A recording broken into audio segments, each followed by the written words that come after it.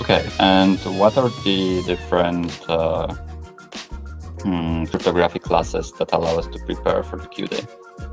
Well, of course, the classic debate here, people start talking about PQC versus QKD, and I really don't like that characterization of the discussion. We've got two tools here. We've got tools from conventional cryptography, we've got tools from quantum cryptography, and rather than abstract that down to saying, oh, it's PQC versus QKD, I think I always like to start by pointing out that it remains the case. QKD needs to be implemented often with PQC components in its stack to make it work.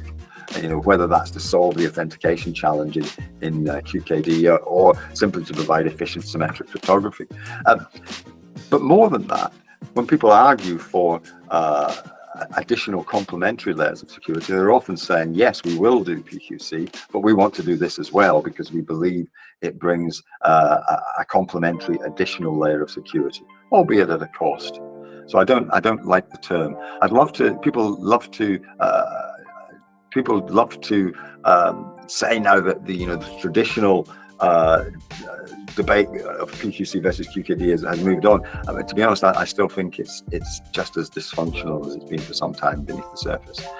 You still have different groups of experts from a different tradition, whether it's a maths-based tradition, a physics-based tradition, seeing the merits of their approach through their own glasses.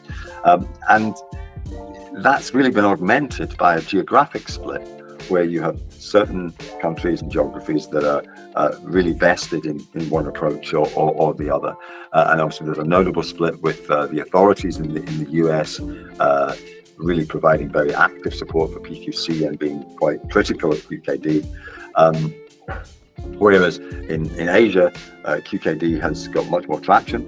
And in Europe, obviously, there is large initiative, EuroQCI, OpenQKD, that are developing QKD approaches for deployment in Europe as well.